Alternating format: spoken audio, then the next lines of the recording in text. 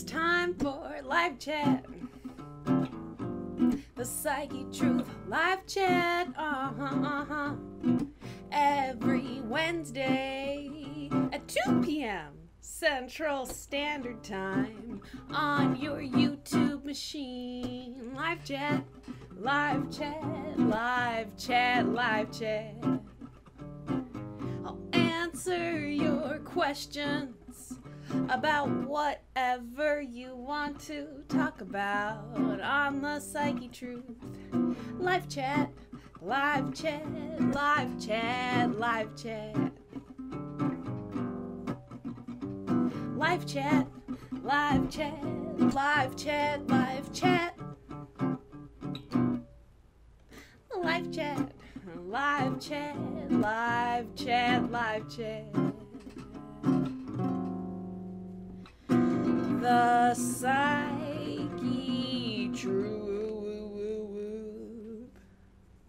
live chat.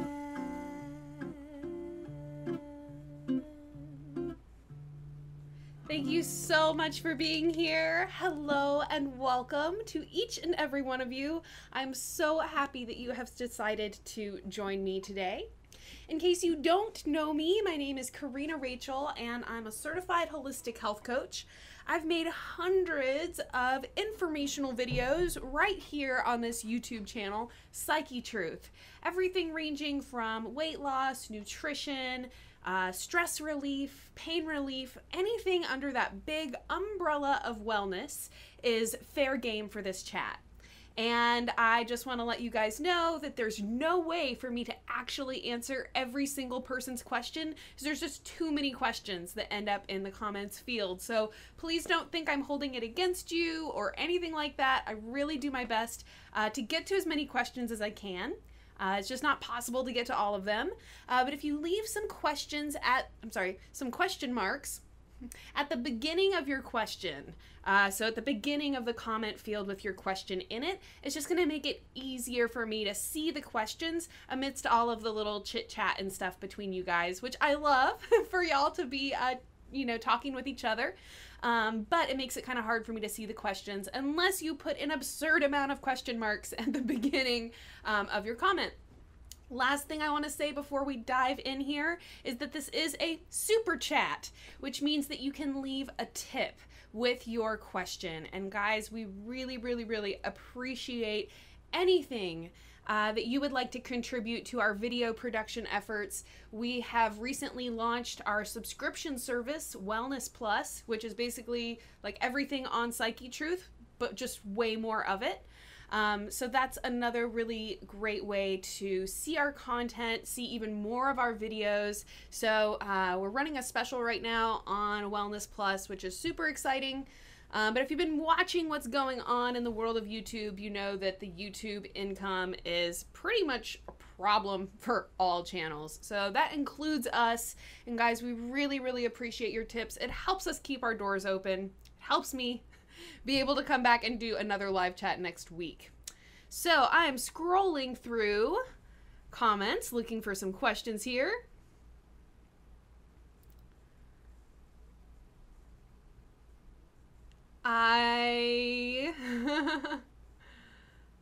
Silver Star Soul Storm Champion, my dream is to show and share my love and blessings to everyone, to inspire, motivate, and encourage many people. I love that. That is right up our alley, for sure.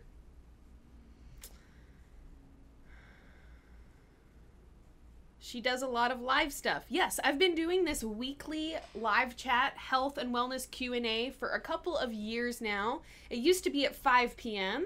It's now moved to 2 p.m. But yes, I've been doing this for a long time. Okay.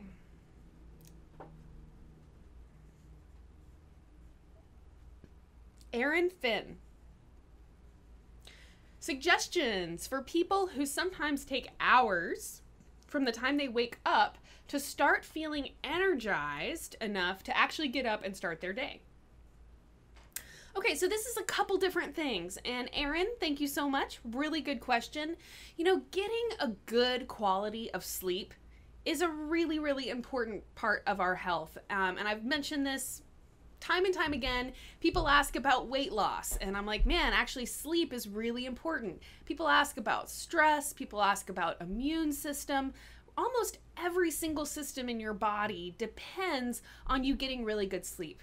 So if you are getting sleep, but you wake up and you're not feeling rested, then that doesn't mean that you're getting good sleep, or that means that you're not getting good sleep. So we need to either address, things you're doing during the day that can be preventing you from getting that good, high quality REM sleep. Okay, the rapid eye movement sleep, which is where you really sink into that deep, I almost consider it like the healing stage of sleep. Because when you get into that really deep sleep, that is when your body starts to heal and repair. That's when your body is able to really get all of those powerful benefits that happen while we sleep. All right, so things we do during the day that can prevent us from getting good sleep, or things that are happening while we're sleeping that are preventing us from getting good sleep. Okay, some of the most important things to consider. Now, if you are able to fall asleep at night, that means that caffeine is maybe not an issue, but it's definitely something to consider. So I would just encourage you to kind of check in with yourself and ask things like, am I drinking too much caffeine throughout the day? Am I dependent on caffeine to help me wake up and feel energized in the morning? The thing about drinking coffee on a regular basis or first thing in the morning, every morning, is that your body is going to start depending on it, right? We're creatures of habit. And while that is a positive thing in a lot of ways, it also can be a negative thing. So if you are always starting your day with a cup of coffee, eventually your body will get to the point that it's waiting for that cup of coffee before it starts waking up. So there's kind of a couple things going on there. There's the fact that caffeine is actually addictive. Okay, it's a toxic, addictive substance. So your body can start to become dependent on that caffeine, but then also just from the kind of like habit forming aspect of our bodies, it's also going to just like mentally, your body is waiting for you to get that caffeine. So you got the physical effects of it, and then you also kind of have the mental habitual thing.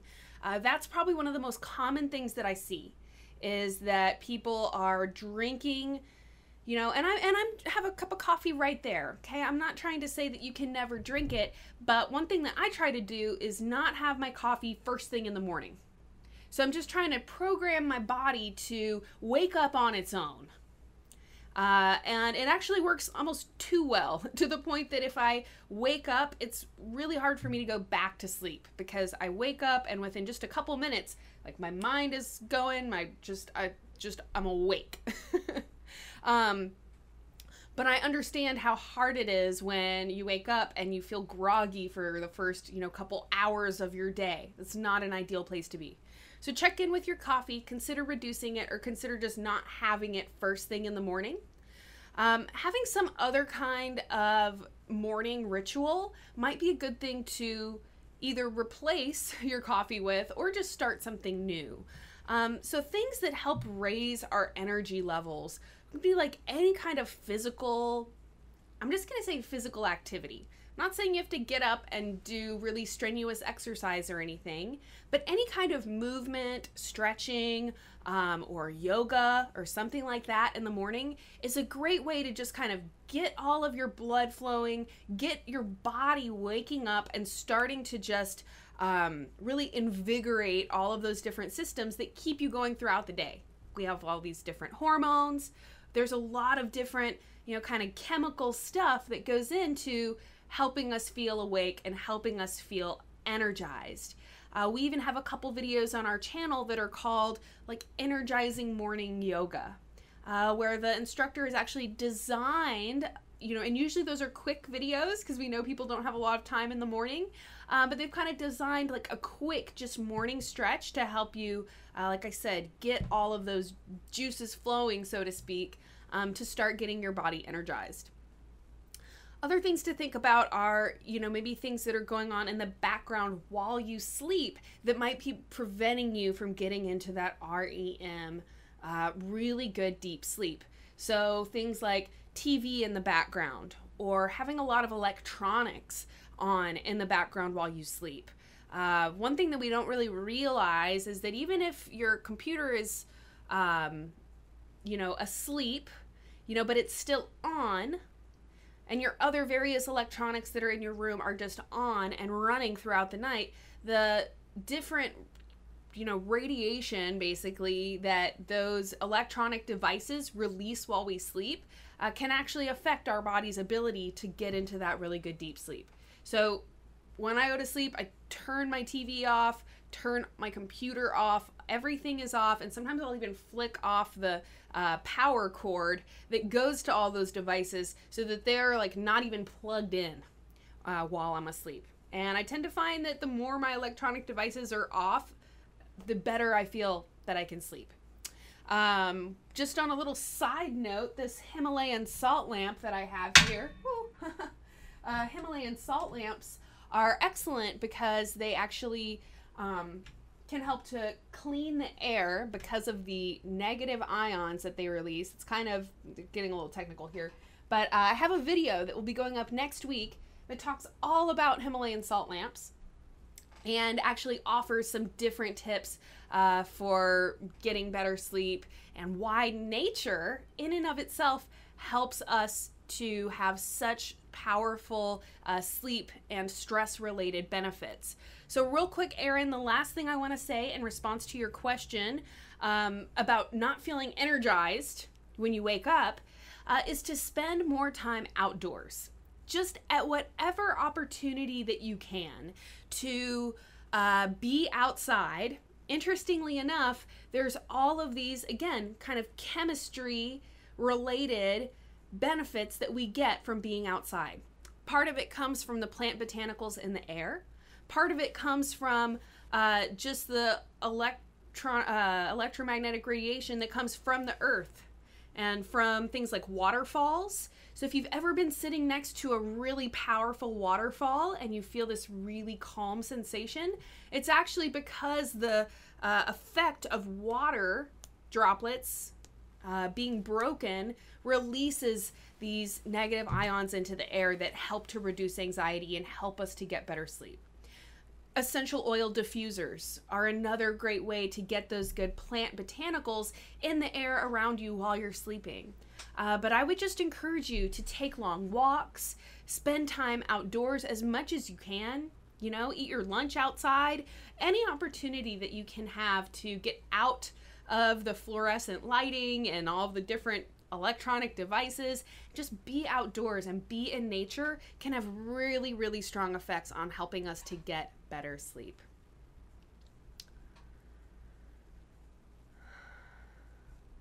I have not seen What the Health. I've seen it in the feed of Netflix or whatever, but I've not watched it yet.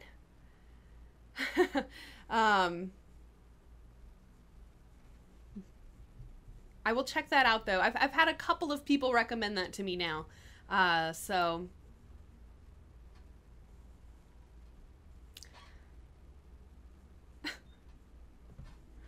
Ragav Makwana says, please don't sing, answer our questions. Dude, the live chat theme song is like 2 minutes long, and then I sit here and answer questions for 2 hours. Sorry, but I'm not gonna take the theme song out. I get so many emails and comments from people that they love the live chat theme song. So sorry, Ragav, whatever. And guys, the live chat starts at 2. So yes, I start the thing earlier just so that I can make sure that everything's working so that it's ready to go for me at 2 o'clock. But the live chat starts at 2. Maybe I was like 1 minute late, but it was pretty much 2 o'clock when I started. So please get off my tail here. God, and don't eat the salt lamp. No, it's not the same.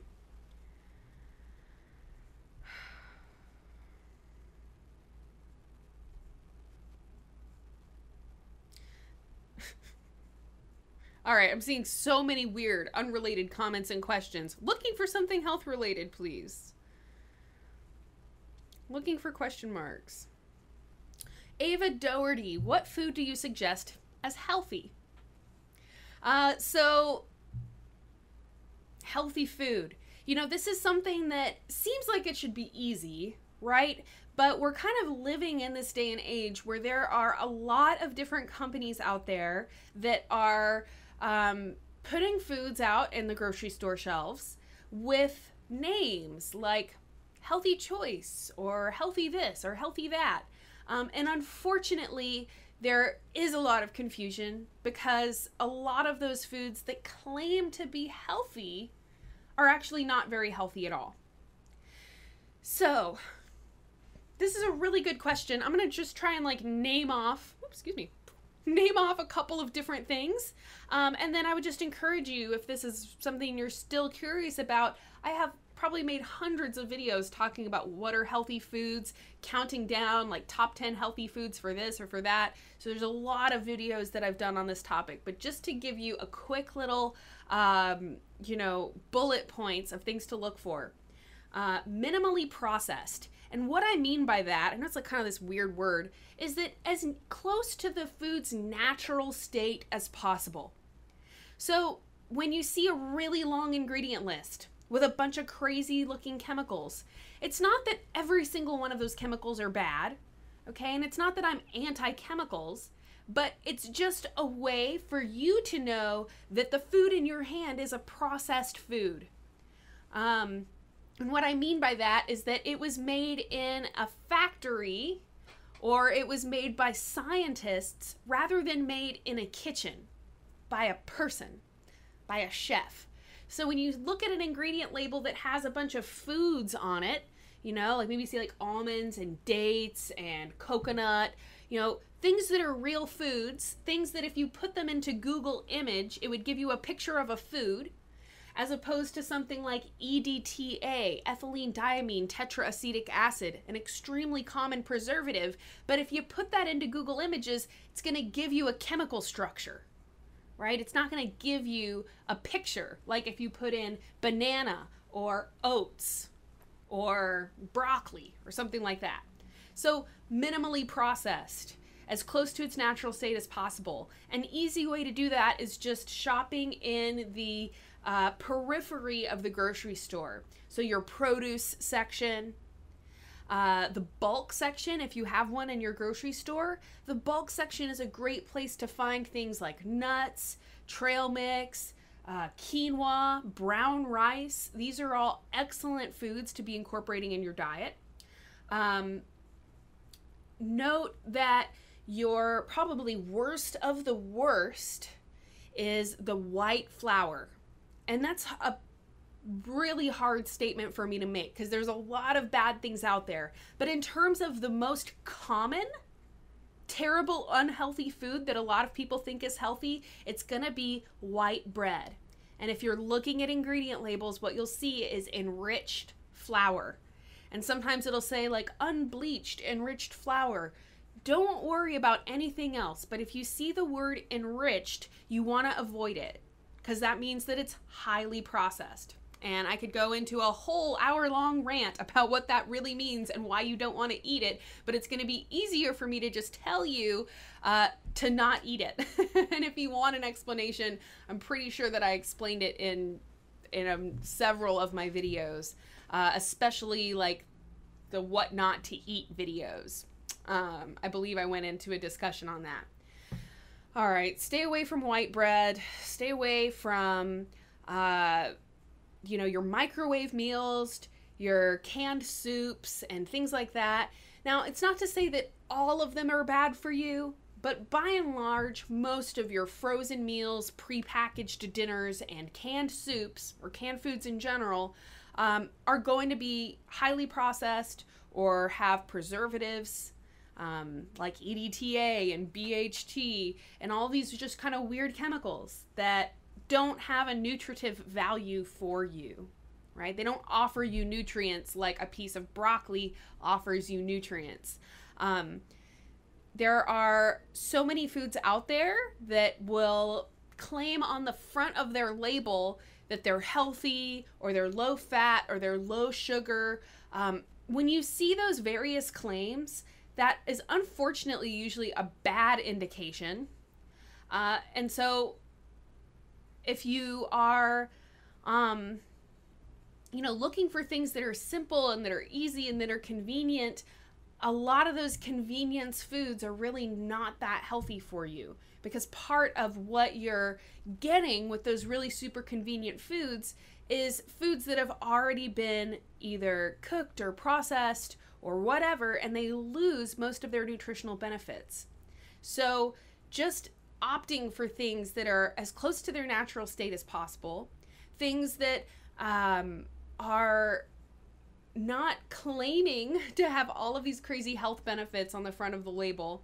Now, there are some actual healthy foods out there that will also do that, but you'll be able to know when you look at the ingredient list whether or not it's a frankenfood filled with chemicals or whether or not it's a real food that's actually going to be able to give you the different nutritional and energetic benefits that your body is craving. Like the whole reason that you're hungry is because your body needs energy and your body needs nutrients. And unfortunately, when you look at most of the processed foods out there, most of the foods on the interior of the grocery store aisles that come in bags and boxes and have long ingredient lists, they're just not going to give you the nutrients you need to be healthy. And that's the big reason that people overeat. They're not getting the nutrients they need, so they find themselves overeating. Now they're getting in excess of calories, and even though they're gaining weight, they're still nutritionally deficient. They're still hungry all the time because the body's not getting the things that they need. Daryl Lovelot, thoughts on quinoa.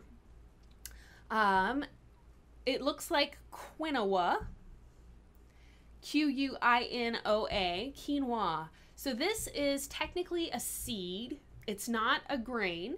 Most of your we typically think of our healthy carbohydrates like brown rice. There's a lot of other ones out there. Quinoa is one that I'm really glad has become more popular and just more easy to find. A couple years ago, it was really hard to find quinoa. Nowadays, it's a lot easier. So from the perspective of a healthy carbohydrate, why would I recommend you using quinoa in place of pasta or in place of bread? Quinoa is excellent because it gives us a whole lot of protein. Now, all of your whole grains, if you are eating them in their minimally processed form, so brown rice or millet or amaranth, there's several different grains. Now, most of us are just eating wheat, but wheat is just one variety of grain out there. And they all offer different nutritional benefits. So there's a big benefit to just eating a large variety of different types of grains, or in the case of quinoa, seeds.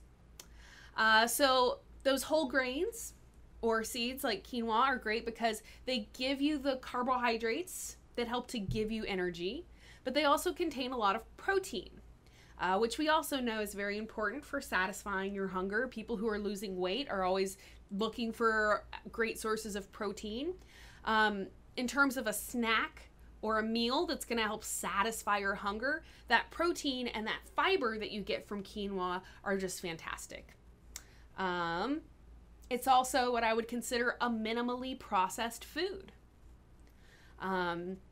It's, another thing to get back to that question a second ago about healthy foods, another thing to look at is it just one food? If it has an ingredient list, there's, that's showing you that it has been processed to some degree. If you see an ingredient list with a whole bunch of crazy chemicals, it's like super processed, what I call a frankenfood. But something like quinoa, brown rice, that are just one food, one thing, that they haven't been processed at all, right? So you're going to get the most amount of nutrients from those types of food. I don't know specifically the rest of the nutritional profile on quinoa. I do know that, I believe like B vitamins I know that brown rice, I believe, is B vitamins. But anyways, bottom line, lots of nutrients, lots of protein, lots of fiber. From a blood sugar control perspective, using quinoa as your carbohydrate part of your meal instead of white rice or pasta or something like that, it's also not going to give you as much of a blood sugar spike or as quick of an increase in blood sugar levels. So in that way, it keeps you fuller longer because it takes longer for your body to break it down, and it's less likely to, for people that are worried about diabetes or worried about their blood sugar, quinoa is a very blood sugar friendly food.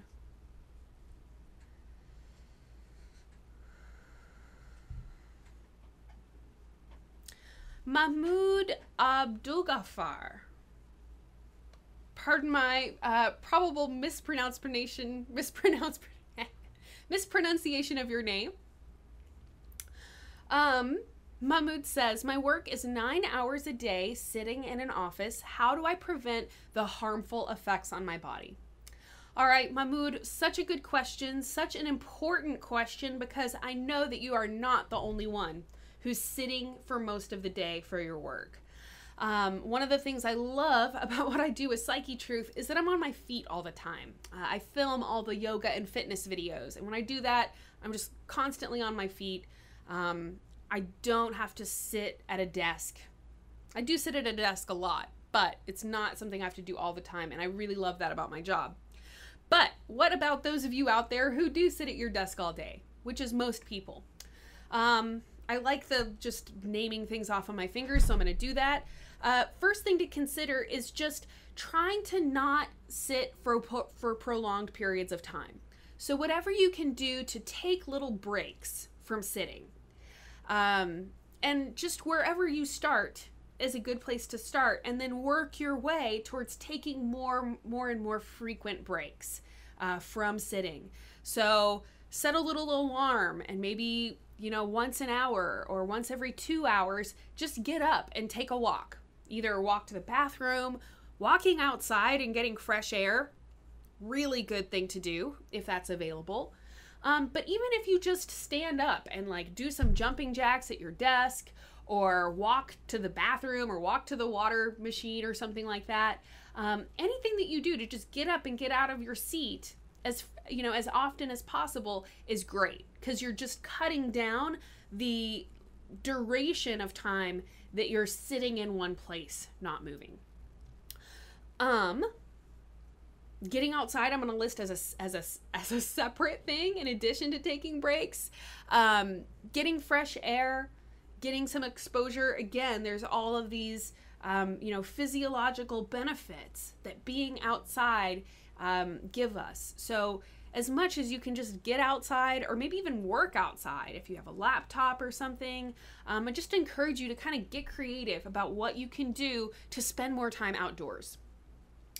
If it is possible for you to get a standing desk, or what I have is a standing desk riser. So it's just this little kind of shelf thing that you set on top of your desk, and then you put your computer on top of it, and then you can raise it and lower it. So the idea of a standing desk is not that you would actually stand all day long throughout the day, because that would get kind of tiring. But just sitting and standing, even if you just stand for 5 minutes every hour, or for 20 minutes once a day, just that process of sitting and standing up is in and of itself taking a break, which was my first tip. There are also a variety of I recently got a Sit Tight, which is a chair with an exercise ball in the bottom of it. So the benefits of sitting on an exercise ball or a yoga ball instead of a chair is that it just kind of is what they call active sitting. So whereas in a chair, you're not active at all. If you're sitting on a yoga ball, it kind of challenges you to keep your core and abdominal muscles engaged. It's just a little bit more active, rather than passive. And what that means is that even though you're still sitting, it's still giving you some, I'm going to say activation. I'm like using the word within the definition, but still activating some of those muscles so that you're still engaged while you're sitting.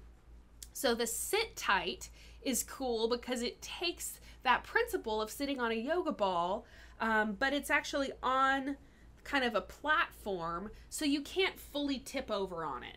You know, when I first got my exercise ball, it was kind of an issue because you can like fall back on it or whatever if you're not being careful. But the sit tight is really cool because it prevents you from actually being able to tip over, but you still get those good active sitting and kind of core engaging benefits of trying to balance yourself on the chair.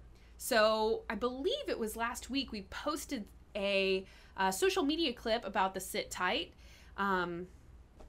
So I believe that there's a coupon code that they gave me and stuff, but getting something like a standing desk riser or an exercise ball or one of those chairs that integrates that is another good way to just be a little bit more active, a little bit more engaged while you're sitting. We recently, as in, I don't know, it's maybe been a month or two ago, we posted a video called Yoga for People Who Sit All Day. And literally this is entire yoga class that is dedicated to addressing some of those issues that result from sitting all day. So there's a lot of like hamstring stretching and IT band stretching, which is the muscle along the side of your leg that just from sitting all day becomes, you know, for lack of a better term, those muscles need to be moving. They need to be stretching. And when we're walking and moving and standing up and sitting down, those muscles are getting more activation. But when you're sitting all day, those muscles will actually start to atrophy or break down. So anything you can do to keep those a bit more engaged would be really helpful. So check out Yoga for People Who Sit All Day. I definitely recommend that, or really any kind of stretching or, like I said, movement, even if it's just walking. Things like riding a bicycle or going swimming are really excellent low impact activities that engage most of the different muscles in your body. So anything that keeps you moving, anything that keeps you from sitting for really prolonged periods of time so you can take breaks, etc., are all really good ideas. Sitting, unfortunately, is now being found to be really, really terrible for our health. So anything you can do to break up those long periods of sitting is a great idea. Cole DiBiase. Cole, I don't know how to say your last name. Thank you for being here. I saw you here holding down the fort at the beginning of the chat. So Cole's question, I love doing yoga, but I recently hurt my back while lifting something that was too heavy. Should I still do yoga or should I wait? Alrighty, so this is a really good question, Cole. The real answer is that only you can know what your body needs, and only you can tell when you're doing something that is not feeling right. So with whatever you do, just remember that you need to always kind of be responsible for just noticing how your body is feeling while you're doing those stretches or while you're doing yoga or whatever it is, and just noticing and, you know, being aware of, you know, how your body's responding and if it's too much. So what I would recommend is to definitely pull it back a little bit. So if you were doing, like, you know, I would imagine that you do some, you know, fairly advanced yoga type of things. So you say you love doing yoga. So maybe just pull it back. Either go back to some videos that are like gentle yoga for back pain, Or even we have some videos that are called like safe stretches for beginners, or complete beginners yoga. The main thing is just that if you do have an injury, you've actually like pulled a muscle or something like that in your back, you want to still be doing some movement. Okay, you don't want to just be sedentary, but at the same time, you don't want to be doing things that are potentially going to make that problem worse. So I would recommend staying away from your kind of usual yoga classes or the usual level of yoga that you're at, and just pull it back. The back pain yoga videos would probably be excellent. Even if you're not actually experiencing pain anymore, although I would imagine you are, because you said you hurt your back. But just because those videos are going to be really gentle and really kind of nurturing to the spine. So I would just mention that if it doesn't seem to be getting better, depending on how badly you hurt it, you'll have an idea of when it feels like it's been too long that it's been hurting. You may want to see a chiropractor, or talk to your doctor, just to make sure that you didn't actually move your vertebrae out of place or something like that. Because if you have a really long persistent injury, sometimes there's an indication there that something more intense has happened.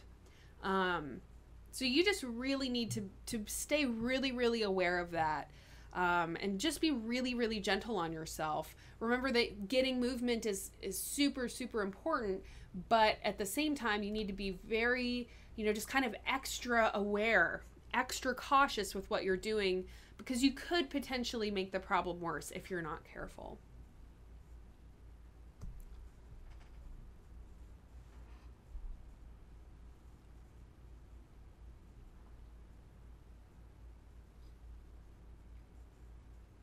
I'm a certified holistic health coach. Jamie Rafa is asking, what are my credentials? I received my health coaching certification from the Institute of Integrative Nutrition. Prior to that, I was an English and biology major in college, and I got really interested in health, and I started just reading books and watching videos and watching documentaries, and I got really obsessed with health and wellness. I'm kind of a holistic, functional medicine side of things, so a lot of the things that I say are not in agreement with what you hear in the mainstream. But yes, so that's my credential.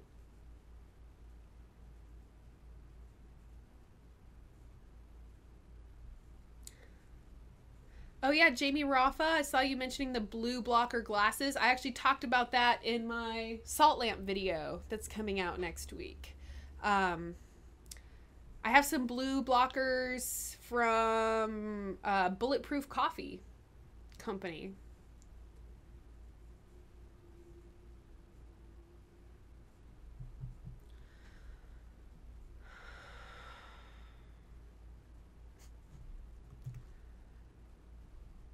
Okay, sorry, I'm looking for questions, and then YouTube does this weird thing where it like bumps, I'll be like reading and then it bumps all my questions down.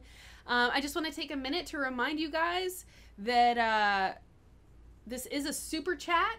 If you would like to leave a tip with your question, YouTube will actually bump it up to the top and will notify me. So really, the only way to get a guaranteed answer to your question is to leave a tip with it. Guys, we really, really appreciate your tips.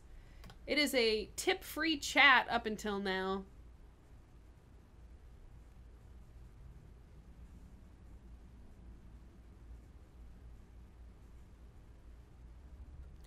Shruti Bhatia. I'm doing yoga and meditation every day, but sometimes I feel like I will never be able to get a body like one of yours. Suggest me how to get a good, healthy body. So Shruti, thank you so much for your question. Thank you for all the question marks at the beginning. That's super helpful as well. The thing about health and wellness or fitness or however you want to talk about it is that we have to remember that as much as we're kind of, our human nature kind of compels us to compare ourselves with other people, that's actually kind of the antithesis of true health and true wellness.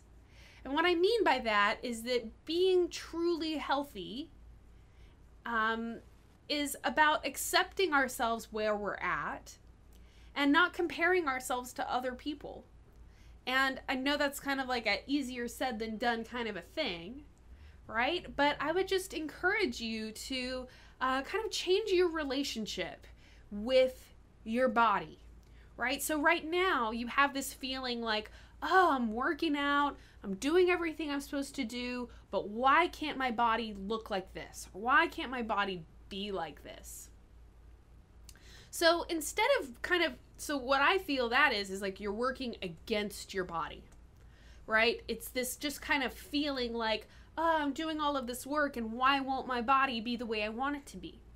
So what I encourage you to do is just to kind of turn that upside down. And growing your patience with your body and your gratitude for your body. So you're like, wow, I'm so grateful that my body allows me to do yoga and do all these things and do all the things that I need to do throughout the day. So I'm going to do my yoga and meditation to try and show my body how grateful I am for everything it does for me. And recognizing that those good things that you do for your body will help you to get more fit or to get more toned or in shape or whatever it is. But rather than that being your goal or your benchmark that you're waiting for, you know, when am I going to look like this? Just kind of recognize that the good, healthy things that we do for our bodies are not for an aesthetic purpose, are not just so that we can look a certain way. It's because we want to be healthy both inside and out. And I think that when we can kind of shift our relationship with exercise or with our bodies or with the way that we look, then suddenly those benefits can start to come in even more. So part of our fixation on looking a certain way actually kind of undermines our efforts altogether. Bottom line is that, you know, without knowing you or knowing what kind of shape you're in, it's impossible for me to say how long it might take you to lose a certain amount of weight or to be a certain size, because every person's body is different and we all live drastically different lifestyles. You know, bottom line is to just remember to be patient. Be patient with your body. And the more that you can just treat yourself with love and compassion and stop trying to, you know, oh, I wish I looked more like this, or I wish I had this body or that body or whatever. Be grateful for your body and be patient with it. And know that the more good that you do, the closer that's going to get you to your goal. But fixating on the goal or feeling impatient, like, oh, why haven't I reached this goal yet? I think actually kind of misses the point altogether. And if you're really looking for like, how do I lose weight? How do I do this or whatever? I have a lot of videos specifically on those types of things and how we can actually lose weight, etc. But the first thing I would address is just kind of getting out of that mindset of wanting to look like a presenter on our channel or wanting your body to look a certain way.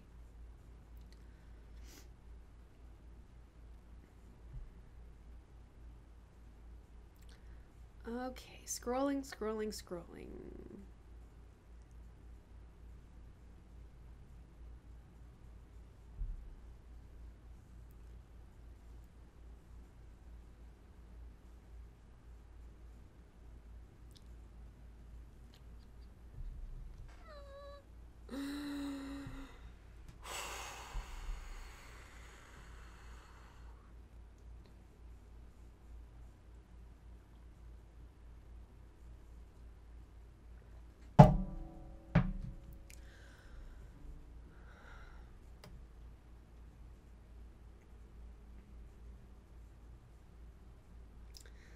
Okay, here's one. Josmiti Diaz. I have a coworker who is always stressed. She makes me stress. How can I help her?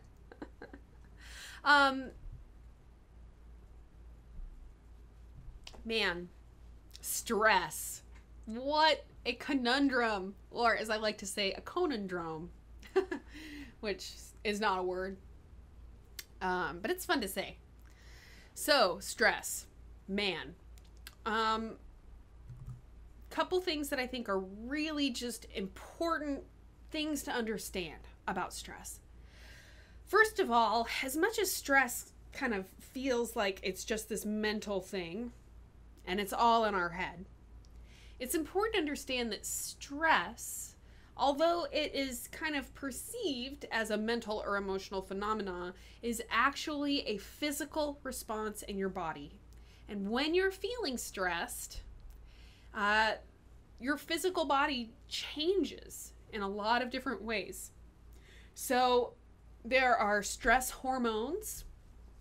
One of them is called cortisol, and they've done a lot of research on cortisol and finding that people with high cortisol levels or high stress levels unfortunately tend to have a variety of other health issues, and they end up correlating those health issues with those high cortisol levels. So, I think a lot of times we kind of have this feeling like, oh, I'm just stressed out. And we don't think about stress as something that is so terrible for our physical health, but it's important to know that it is. And that being stressed out for long periods of time or being stressed out every day is going to have negative effects on our, I'm not even going to go into all the different effects that stress can have. But bottom line is, handling stress is going to be really important. And it is something that I do think is worth you taking some time out of your day to try and deal with. So a couple ideas for reducing stress. I'm going to start with things that I would kind of recommend for you. And then we'll kind of talk about maybe what you can say to your coworker that might help her out. Spend less time around your really stressed out coworker.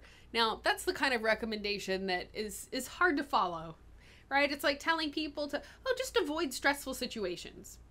The bottom line is that it's going to be pretty difficult, if not impossible, to completely avoid stressful situations in our life. And especially in a case like your stressed out coworker, there's not a whole lot that you can do to spend less time around her. Although, to whatever extent that you can, this is probably a good idea. Managing your stress and finding ways to cope with stress are what you need to do. So, for instance, notice the things that help you to relax or that help you to feel less stressed. Maybe it's listening to a certain song. For me, walking outside and breathing fresh air, especially if I can be somewhere around a whole lot of trees. If I walk outside our building here, we're like right next to a highway. It's not the most relaxing thing, but I really do my best to spend as much time as I can, out in what we have here in Austin is called the Green Belt. It's just like a hike and bike trail, basically, but there's tons of trees, really lush, really beautiful. Spending more time in really beautiful natural environments, I think, is a really good idea. And even if your office is right next to a highway, just getting outside and breathing that somewhat fresh air is still going to be beneficial for you.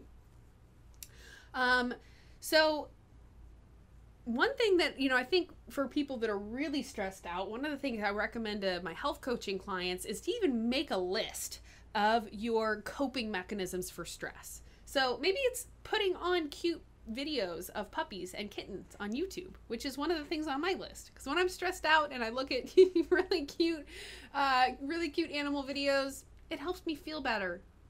If it makes you smile, it can go on the list. But I just encourage you to kind of come up with a list of different things that you can do that when you start feeling really stressed out, you can just go and start trying those things. So can I get outdoors? Can I take a walk? Can I put on a funny video? Can I put on some music that helps me feel relaxed? There's so much like super beautiful, relaxing music out there. You know, sometimes I'll just put on my headphones and listen to something really relaxing, and it really, really does help me. Changing the environment that you're in, you know, so even if you can't get outside, maybe just walking to another part of the building or even going to the bathroom, but just changing the environment can help you get out of a really, you know, out of that physical stress response that the body starts to have when it recognizes those feelings of stress and all of the different hormones that those stress responses cause. ASMR, if you're not familiar with it, it's basically an entire genre of YouTube videos that is dedicated to relieving anxiety, relieving stress, and helping people sleep. ASMR. I have an ASMR channel. There are a lot of other ASMR artists out there that also make these videos, but I would encourage you to just kind of look around. There's a lot of different videos. There's a lot of different sounds that can help people relax. If you don't like the whispering, there's plenty of ASMR videos with no whispering in them. But I see so many comments from people that they will like listen to the videos while they're studying or while they're at work or whatever. But ASMR videos could definitely be something to help you reduce your stress or handle or cope with a really stressful situation when it arises. There was a previous question somebody had asked about anxiety, and so I'd definitely recommend checking out ASMR for anyone who's, you know, dealing with stress or anxiety. I'll give one more little plug for my awesome salt lamp, which, in addition to the just beautiful, calming ambiance that it provides, it also has different health benefits as well that I talk about in my video that'll go up. I'm having a lot of fun with the dimmer switch here, apparently. Anyway, bottom line is that, you know, only you can figure out what your best coping mechanisms are for stress. But I encourage you to just maybe even have a running list sitting there at your desk with you so that you have some different things that you can try when you start feeling stressed. Nutritionally speaking, B vitamins and B1 are really important for stress. Magnesium is a really important mineral for helping your body relax. You know, so we don't often think about, you know, foods for stress or that healthy eating helps us handle stress, but it really does. So eating more vegetables, eating more salad, or drinking green juices, green smoothies, anything you can do to increase the nutrients you're putting into your body is also going to be really helpful with stress. Celery is one food that I know specifically, I can't remember the exact compound in it, but has a compound in it that helps you with stress. So that's just one example of how, you know, healthy foods and natural foods can also help you not only with your physical health and weight loss, etc., but also with dealing with stress.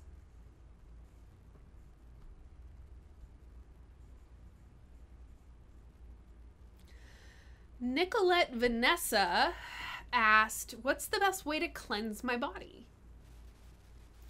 Okay, so detox or detox diets, cleansing, these are have become more increasingly common. 10 years ago or something like that, the concept of detox or doing a cleanse was a lot less popular than it is now.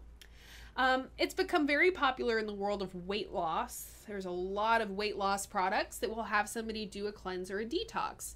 But weight loss is really just maybe one kind of distant, far off reason that we should want to cleanse or detox. So a couple things to understand. First of all, your body is cleansing and detoxing all the time. All the time.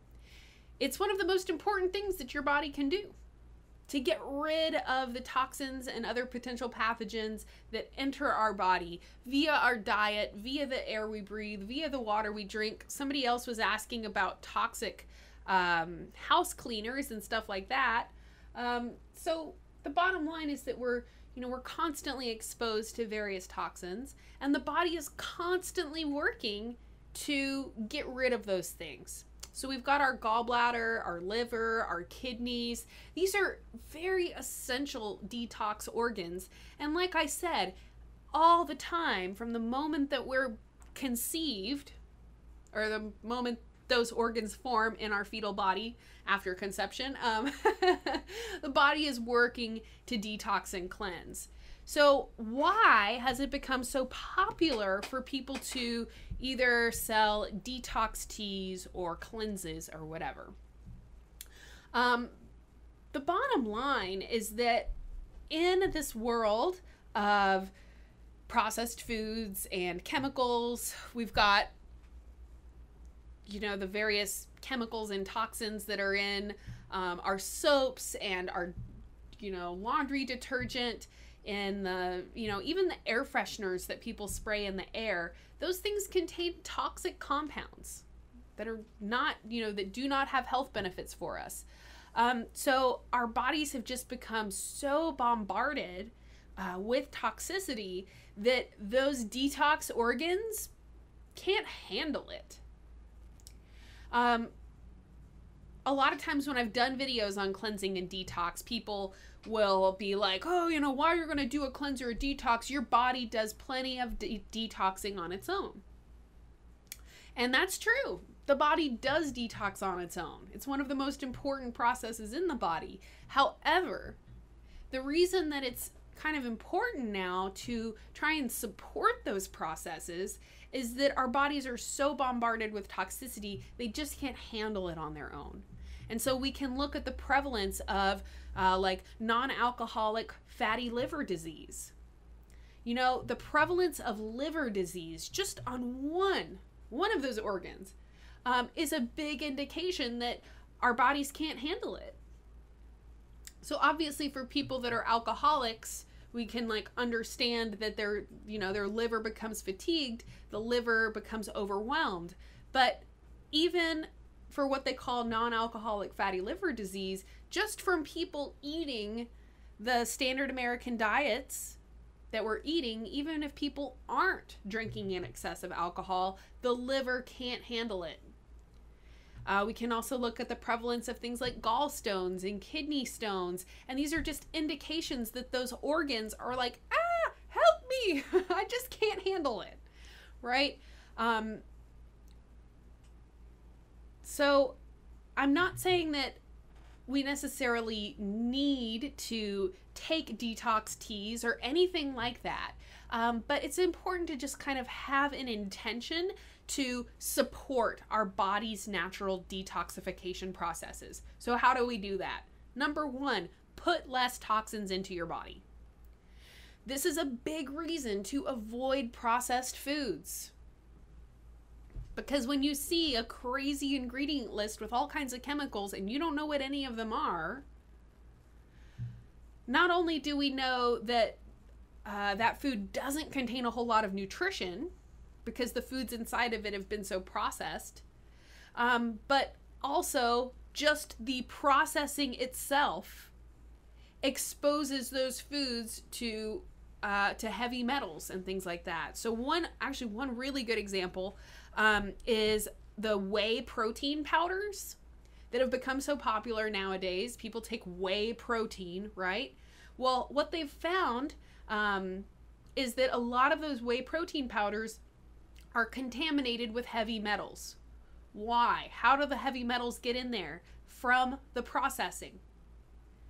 From the fact that they're putting the milk through all these different factories, through all this different machinery to process down the whey, and then the whey powder itself has all these toxic chemicals in it. So it's just one reason why avoiding processed foods is a great way to reduce your toxicity, to help your body cleanse. Also recognize that your body needs all of those minerals and nutrients and vitamins. Part of the reason that our body needs those things is because they help the body to perform all those important detox functions. So some of the, really any vegetable, okay, is going to be excellent for helping you detox and cleanse. But to give you some specific ones, cilantro and parsley.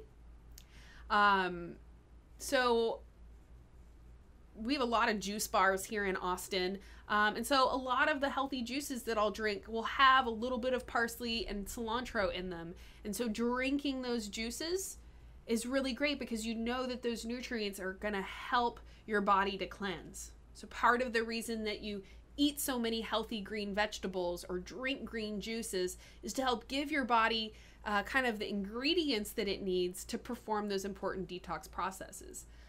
Beets are another great example of a food that helps to support your liver.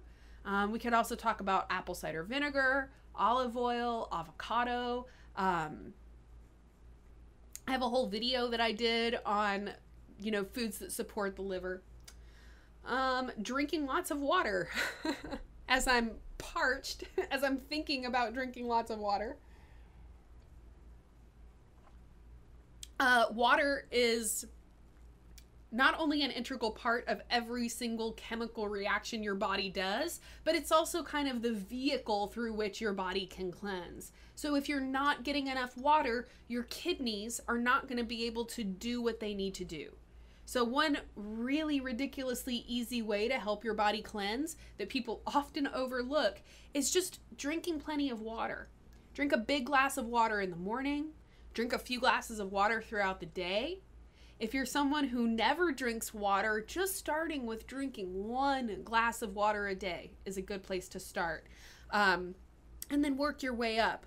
I'm not saying that you need to drown yourself in water or drink water beyond the point that it is appetizing anymore. But most people out there could stand to drink more water. And at which point you're drinking so much water that you look at it and it kind of makes you sick to your stomach. That's your body's way of telling you that you're good. You don't need to drink anymore. Let's see.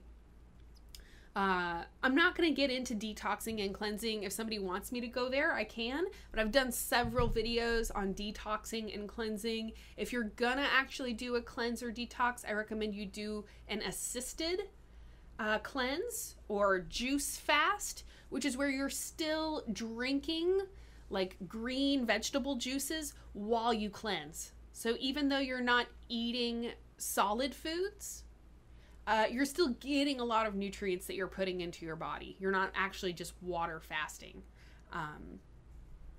which I think can be actually harder on our systems. Unless we're coming from a place where we're already really healthy and eat really well.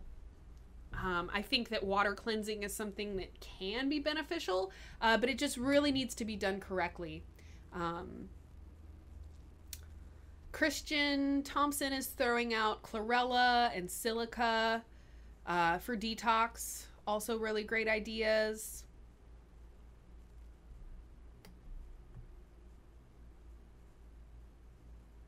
Jamie Rafa, this is in response to that question about getting better sleep, dealing with anxiety, etc.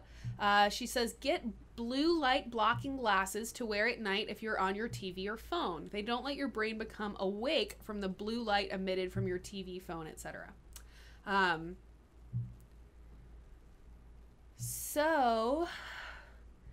Yeah, those blue blocking glasses can also just be beneficial.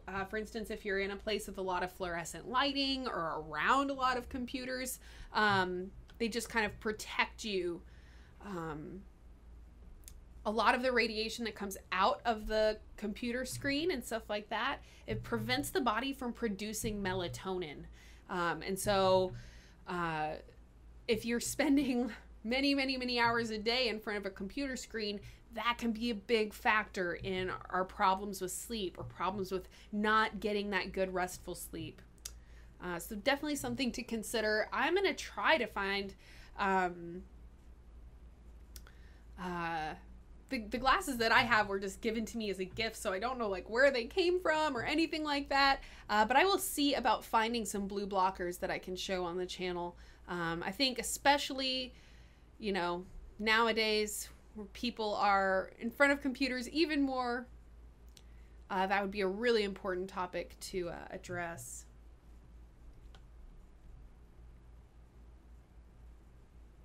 I don't recommend the Jenny Crack diet. No, I don't.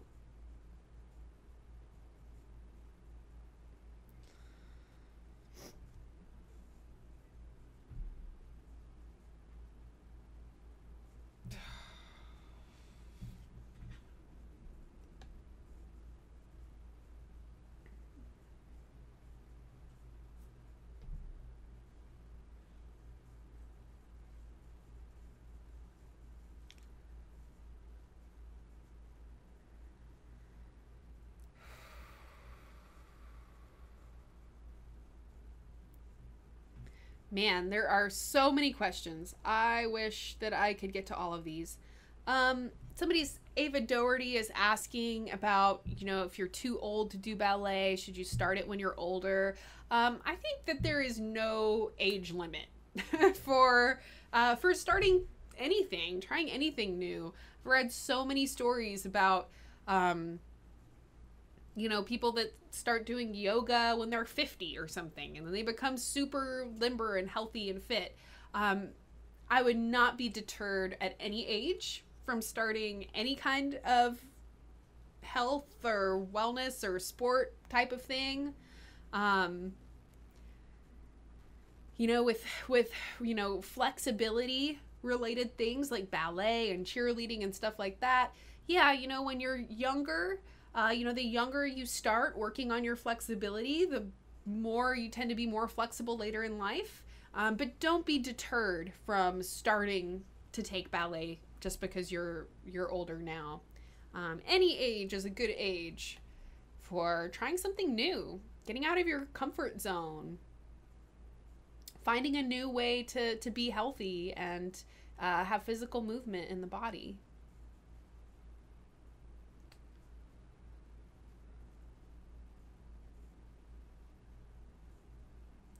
Yes. Nafisa Akan Nada, I'm a beginner, so can I do yoga? Yes. I don't know if you saw on our yoga videos, but most of them are called like yoga for beginners.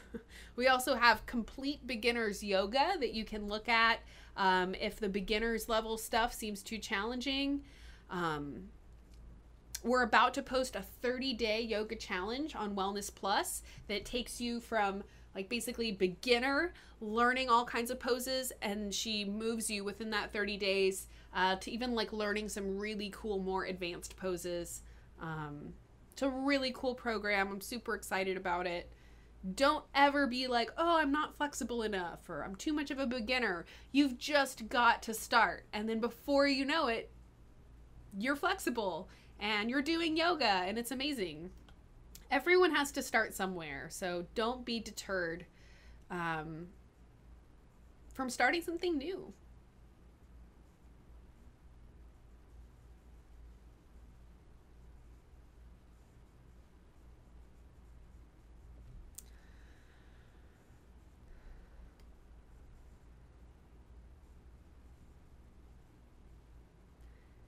Daryl Levelette, by sauteing my Brussels sprouts, am I taking away the nutrients?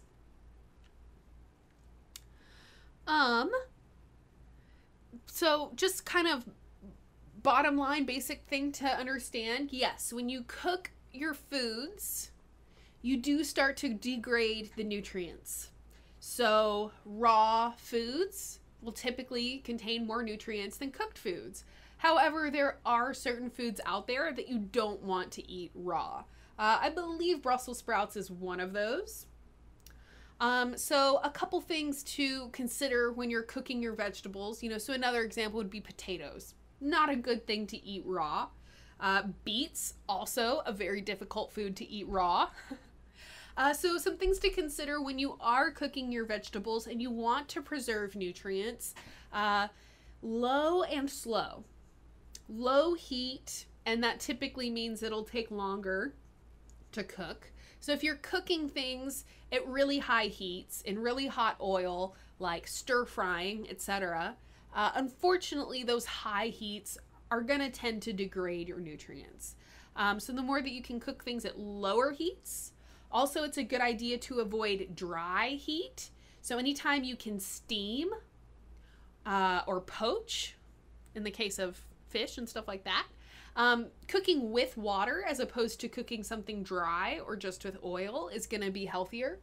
A lot of times with vegetables, I will just steam them in water when I cook them, and then maybe drizzle over the top like a little olive oil or maybe a little like couple pads of butter. So I'm actually cooking my vegetable just in water, you know, steaming the broccoli or whatever. And then if you want to add some butter to it after it's cooked for the flavor, then awesome. But the more you can avoid high heats, dry heats, or cooking in oils is going to be a good idea. At the same time, though, you know, for something like Brussels sprouts, which I love Brussels sprouts, but I kind of, you know, for me, it's about like finding the happy medium. I've never done steamed Brussels sprouts. Maybe they're good. I actually don't know. But for my Brussels sprouts, I will just put them in the oven, drizzle over some olive oil and put some like salt and pepper. And then I just try to cook them at like 250 or 300. And just, I don't know, depending on how big your Brussels sprouts are, I would say looking at them is the best way to know. When they're really bright green and beautiful, that's a great time to take them out of the oven. I see a lot of those kind of like blackened Brussels sprouts and stuff like that. Unfortunately, if it's, you know, blackened, you're probably losing most of the health benefits because you've exposed it to too much heat.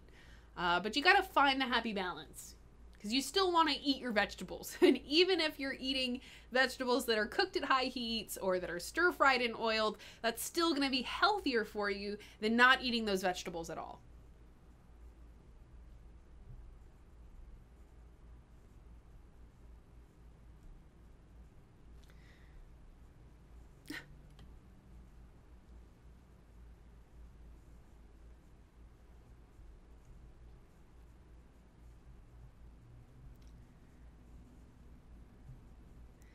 Somebody said their teeth are getting sensitive. I would recommend oil pulling with coconut oil. So basically you take a little spoonful of coconut oil and swish for 20 minutes.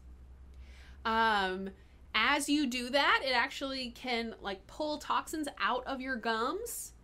Oil pulling is excellent for the teeth. However, you want to make sure you don't spit the oil into your sink because it can harden in the drain. I'll actually like keep a little cup or a little jar and then just spit the coconut oil out in there so I can throw it away in the trash can. I've also known people that just walk outside and spit it outside, but you don't want to swallow it and you don't want to spit it down the sink. You also want to brush your teeth really well afterwards and maybe even sanitize your mouth and toothbrush with something like hydrogen peroxide, because as you're oil pulling for 20 minutes, you're pulling, you know, lots and lots of toxins out of your gums. So that coconut oil that you end up with afterwards is filled with toxins. So you want to brush your teeth. And like I said, even sanitize your toothbrush. Oftentimes I'll swish with peroxide or something like that after I oil pull. But that's a great thing for maintaining teeth health. I'm also a big fan of the activated charcoal toothpastes. Partly because it's just fun to brush your teeth with something black. But also it's just a great... you know, charcoal, again, activated charcoal is something that helps to pull toxins out of the body. So that's a great way to kind of improve your dental health.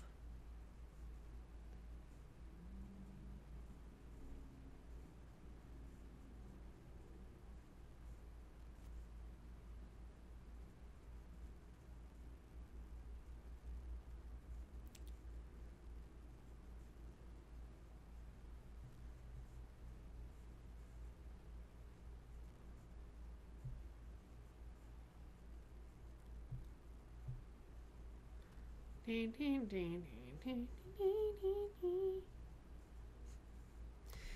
I can barely afford to do this live chat once a week. I'm sorry, I'm not going to be able to do it 2 times a week.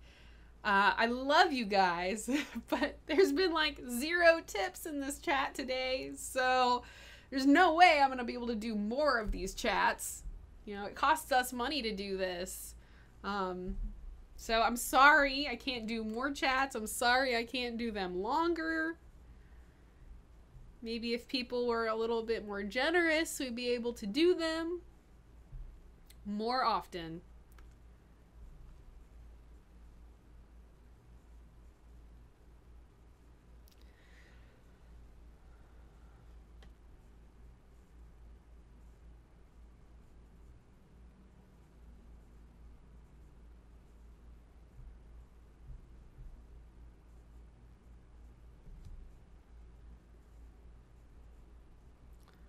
April Lily, I've lowered my calorie intake and exercise most days, yoga for 20 to 30 minutes, plus occasional rock climbing.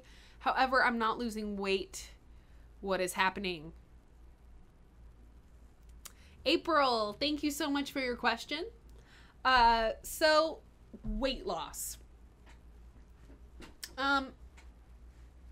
There are a lot of different kind of factors in your health and lifestyle that have to all kind of come together for your body to be able to lose weight. There's not just one aspect. So if you're doing a bunch of different things and you're not losing weight, there's a couple of different things to consider. First thing I would want to consider, because you said you lowered your calorie intake. The thing about the whole calories in, calories out, burn more calories than you eat thing is that it's just kind of an oversimplification. Now, granted, if you're way overeating more calories than you're burning each day, then you're probably not going to be able to lose weight. However, calorie restricting too much is also going to help you not lose weight. And here's why. So remember that the main reason our body even stores fat in the first place, okay, is to help save our lives. It's a survival mechanism, okay? Your body storing up excess fat is not your body's way of being like, screw you, right? It's your body's way of trying to save your life, right? Because your body says, hey, you know, right now we've got this excess of energy the body can't burn. I'm just going to go ahead and save it. I'm going to tuck it away on this hip or on this belly or whatever and save it in case there's ever a day where we don't have enough food, right? Remember that that fat is a survival mechanism. So if you're calorie restricting too much, you're not eating enough food, all right? What does that tell your body? It tells your body that you're in danger. You're in danger of starvation. And when the body starts to perceive that it's not getting enough food, it's not getting enough nutrients, all right, what is it going to do? Is it going to let go of all those stored fat reserves, or is it going to hold on to them for dear life because it's fearing that there's a famine or there's a lack of food? So restricting your calories too much is going to make your body hold on to those fat reserves even more. All right, this is why skipping meals is a terrible idea. This is why calorie restricting too much is a terrible idea, because not only are you telling your body that you're in a potential danger zone where there's not enough food, it's going to hold on to those stored fat reserves for dear life, but it also creates a more stressful environment. And the more that your body is stressed out, the more that weight loss just becomes a total back burner consideration. So that's the second thing, is stress. There are 2 different parts of our nervous system. All right. When you hear people talk about fight or flight, All right. Not only, what that's referring to is an entire kind of part of the nervous system that deals with just those super survival important functions. So at the point that your body's really stressed out, if you're not sleeping enough, if you're stressed out throughout the day, you just spend the day feeling stressed.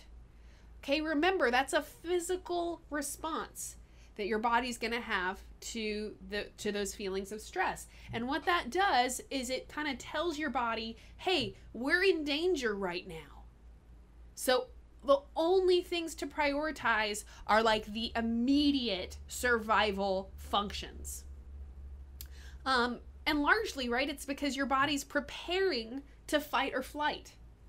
So all of the energy that it was spending on things like fat metabolism and burning your fat fuels, your immune system is another one. Have you ever noticed that if you're really stressed out or you're not sleeping enough, you tend to get sick? It's because your immune system function takes a back burner when you're stressed out. Because because your body is saying, man, if I don't survive this stressful situation, it's not going to matter if I have an immune system, if the immune system is working, right? It's in a life or death kind of situation. So getting plenty of sleep. Another reason for getting plenty of sleep is that that's the main time that your body actually metabolizes fat that can be broken down for fuel, what's known as ketosis, or your body turning the ketones, the stored fats, into energy that can be burned in the body. So that primarily happens while you're sleeping. One of the biggest reasons that people can't lose weight is because they're not getting enough of that really good deep sleep, where the body is able to actually go in and not only heal and repair whatever damage you did working out, but also to start turning some of that stored fat into ketones that can be burned for fuel. Okay, so don't restrict calories too much. Don't be too stressed out. Don't skimp on your sleep. Okay? Another thing is that if we want to have change in our body, we have to do something different. So if you're just doing the same things all the time, your body will start to, get used to that. It builds a habit. And unfortunately, where maybe when we first started doing yoga, we were losing weight, if we just keep only doing the same thing, the body will kind of flatline out. What they call a weight loss plateau. So to kind of kick it back into gear, you just want to challenge yourself. So either diversify your workout by trying something new, or increase the intensity of your workout by adding more weights, doing more challenging yoga classes, or whatever way it is that you can increase the intensity of what you're doing, or increase the duration of the workout. One consideration is that they say it takes about 30 minutes of exercise for your body to burn through all of the sugar in your bloodstream and all of the glycogen. So if you're working out for just 20 to 30 minutes, you're really, for most of that time, just burning through the sugar in your bloodstream. And then it's actually after the first 30 minutes that your body starts burning your fat or burning those ketones.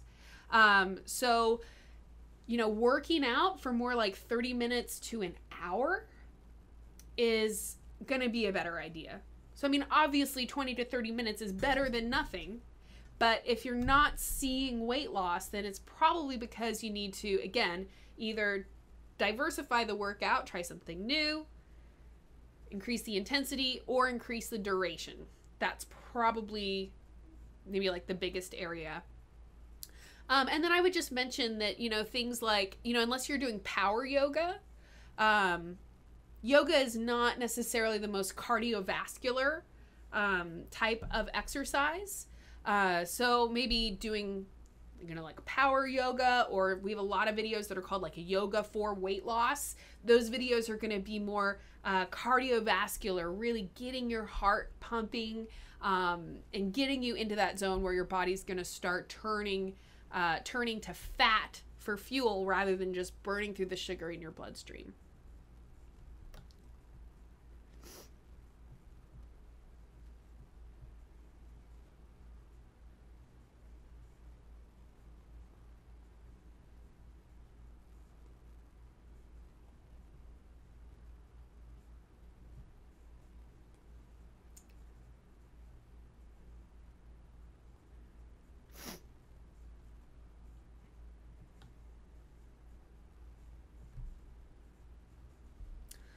Looking for question marks.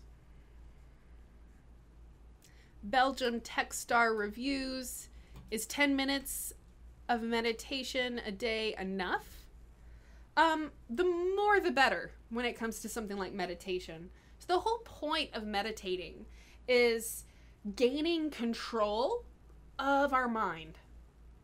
So most of the time we have our mind just kind of going 100 miles a minute. We're focused on a million different things, especially if you work a really stressful job, or even if you don't. Most of us, right, we just have a lot on our mind. So meditation is all about practicing moving your focus out of all those crazy things and worries in your to-do list and your calendar and whatever else, and focusing your attention inward, outside of all of those crazy considerations. And what this helps us to do is learn to focus our attention better, learn to quiet our mind so that when we are feeling stressed, we have some way of trying to reduce that stress and kind of quiet all of those crazy thoughts and considerations, help us sleep better at night because we can stop the monkey mind from all that chatter when we're trying to sleep. And it also just tends to make us, more focused, more productive.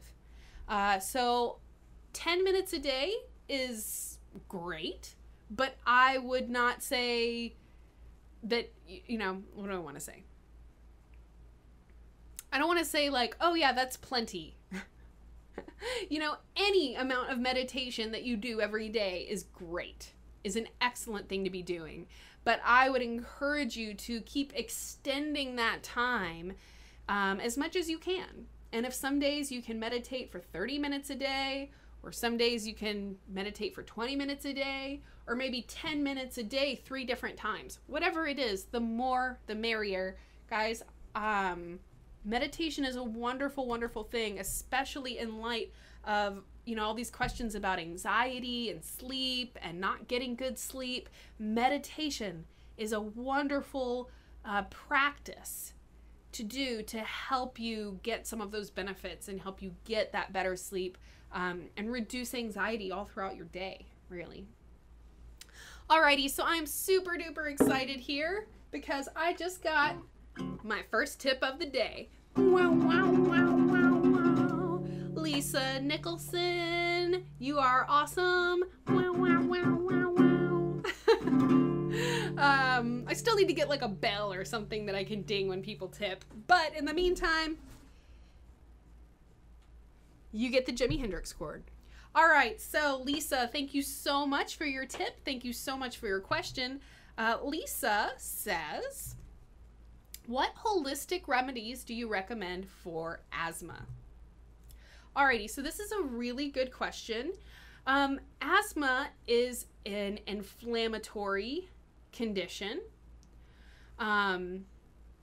So anything you can do to reduce inflammation in the body. What does that mean, Karina, you crazy person? Well,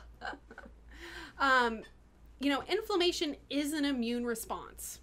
It's the immune system trying to come in and do something beneficial for our health.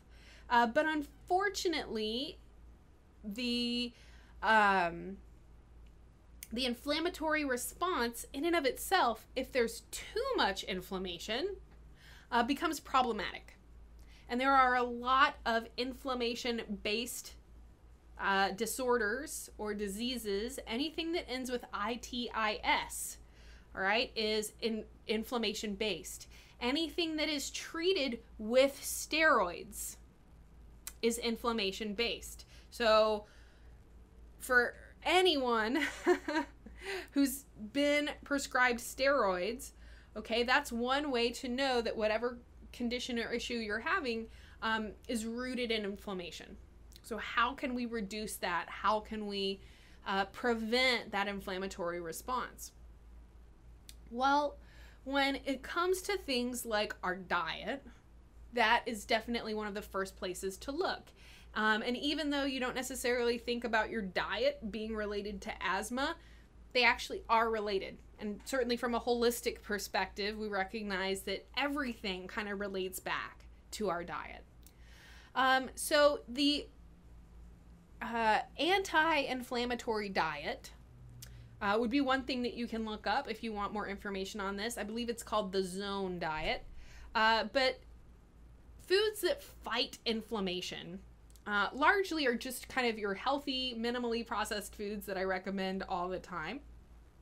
But if you look up an anti-inflammatory diet, you'll see that there's a lot of vegetables, a lot of those dark leafy greens, which are very, very nutrient-dense vegetables.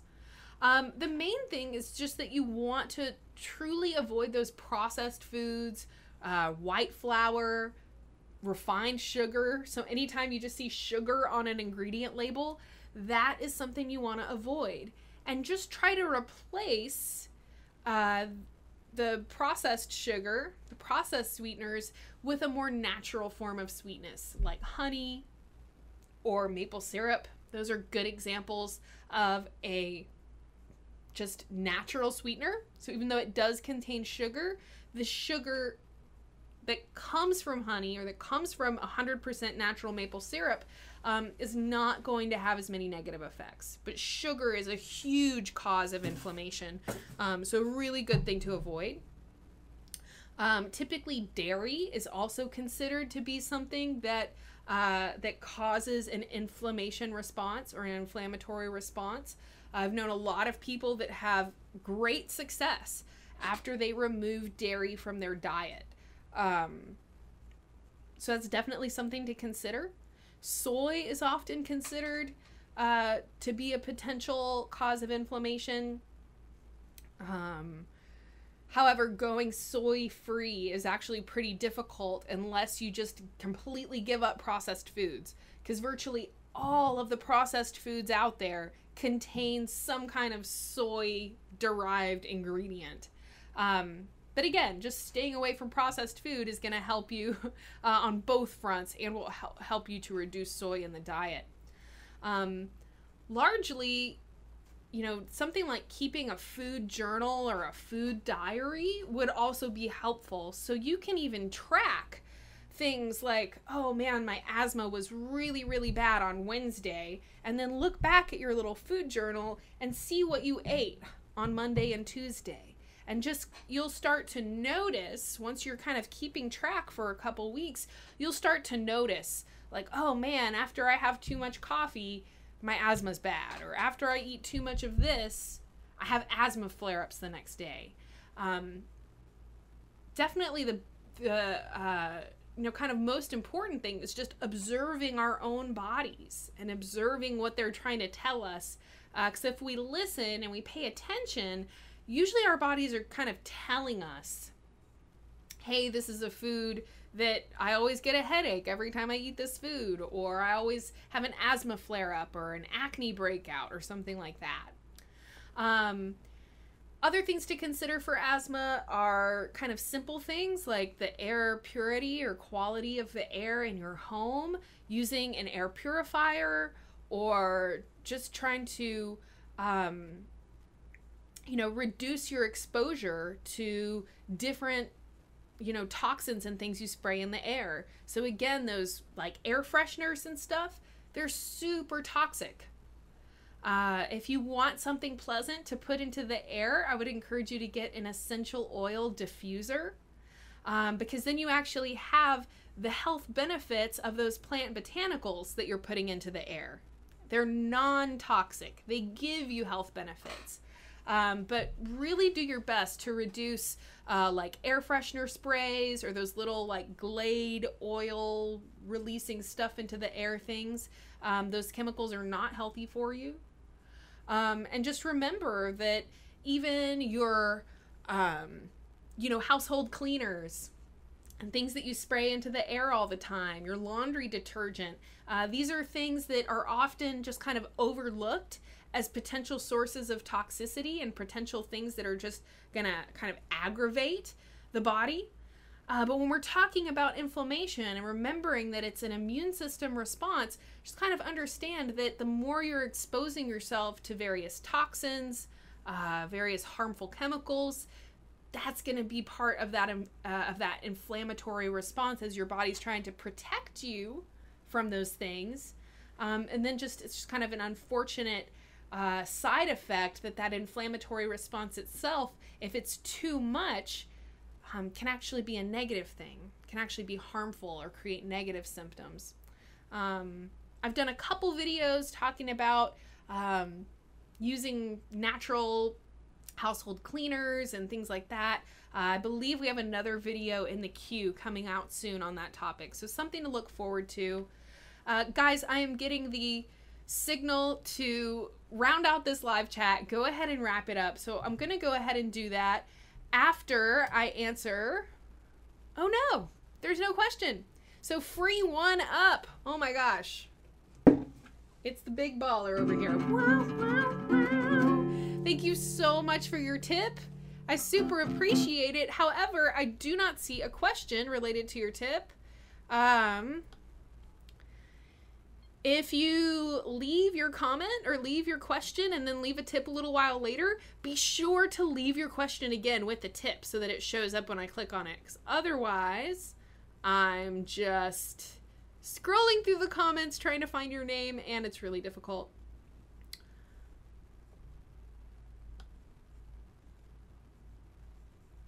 Free one up.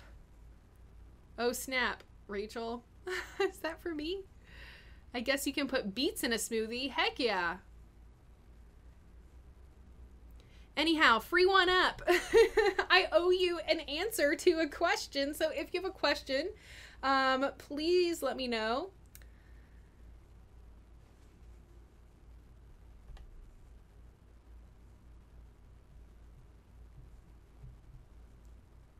Oh, let's see. Free one up. I actually started doing what she said about watching my body after I stop eating something. And I noticed some things.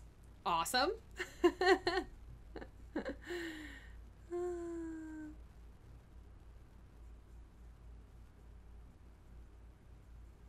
Oh, here's another one. And you know what, guys? I super apologize. Olivia, thank you so much. Wow, wow. Wow, wow. Wow, wow, wow. YouTube is like, usually when somebody super chats, it'll bump it up to the top of my feed and show me. So I'm super sorry if there are other people who have left tips and I didn't see them. It's weird. Like some of them they notify me of and some of them they don't. I just don't completely understand what is going on with this ridiculous thing. Yeah, there's Lisa's.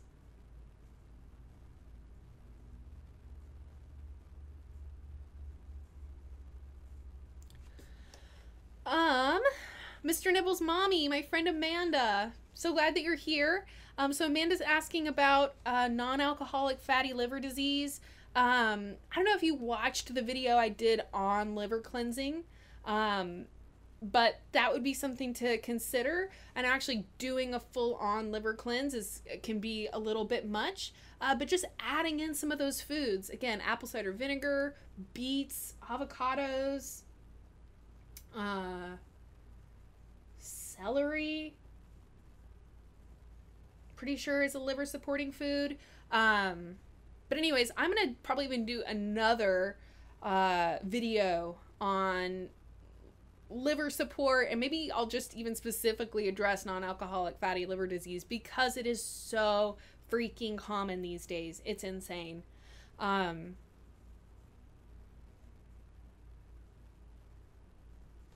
Just craziness out there.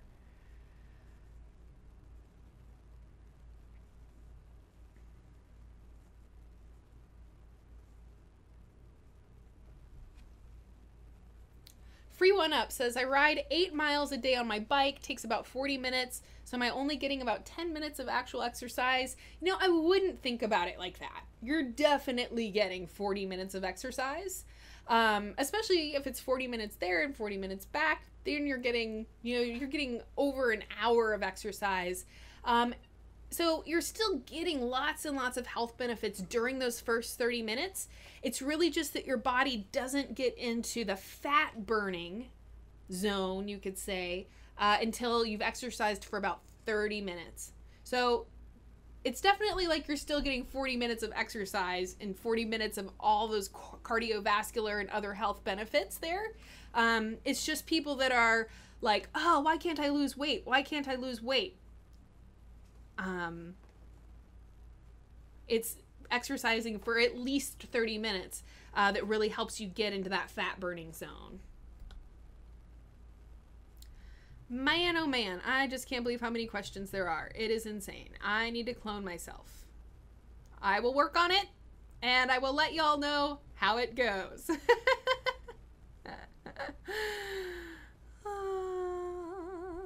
Tamika Anderson, I hate apple cider vinegar, but I know it's good for me. Is there a way to consume it without the bitter taste? So I like using apple cider vinegar when I make salad dressing. Tastes awesome, and you like having something kind of tangy in your dressing. Add it to, you know, a big glass of water. And if you just put a tiny, tiny bit in there, it'll be barely palatable. Barely noticeable. And, you know, you can just kind of work your way up. You know, when I first started putting apple cider vinegar in my water, I was like, woo, that's kind of crazy. Now I'm to the point I freaking think it tastes good. I'm like, apple cider vinegar water. So your body will kind of acclimate to the taste and get used to it. But if salad dressing or diluting it in water are just totally not going to work for you, they also have pills that you can take. Apple cider vinegar, you know, capsules. Definitely for anyone with like indigestion, heartburn, reflux, take apple cider vinegar.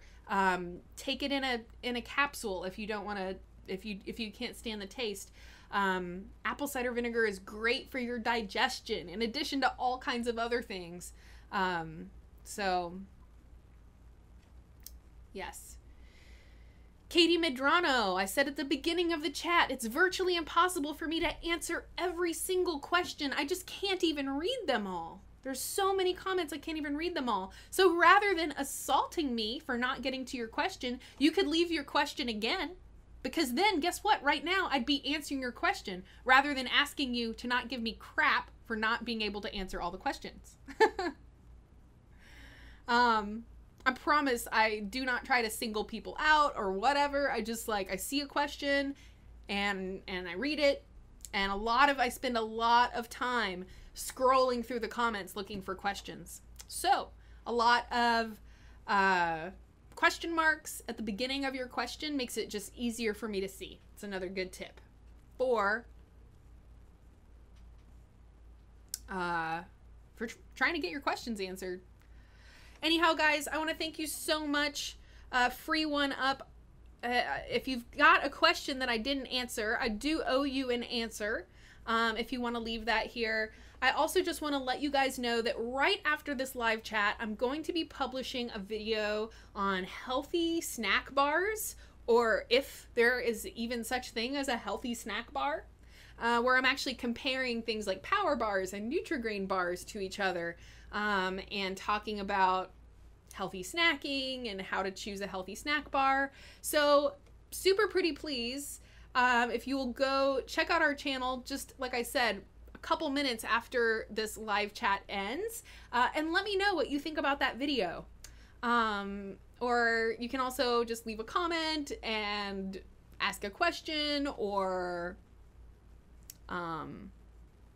you know, tell me that you don't like me at all, whatever you want to say. But anyways, I hope that you guys will go and check out that video for me. I really would appreciate it. And I hope you guys will come back next week. More questions, more fun, more awesomeness, more Himalayan salt lamps.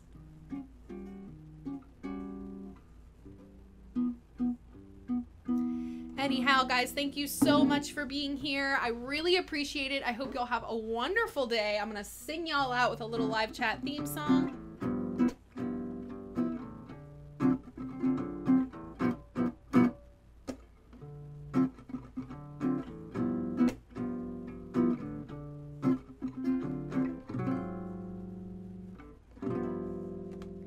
It was time for live chat. The Psychetruth live chat. Every Wednesday at 2 p.m. Central Standard Time on your YouTube machine. Live chat, live chat, live chat, live chat. Live chat, live chat, live chat, live chat. Live chat, live chat, live chat, live chat. The Psychetruth live chat. Thank you so much for coming, everyone. Please, please, please come and check out my video that I'm about to put up on this channel in just a couple of minutes. Cannot thank y'all enough for being here, and I hope that you will come back and join me again next week. Thank you, thank you, thank you. Y'all are all so sweet, and I will see you very soon. Be healthy, be happy, be well, and I will see y'all very soon.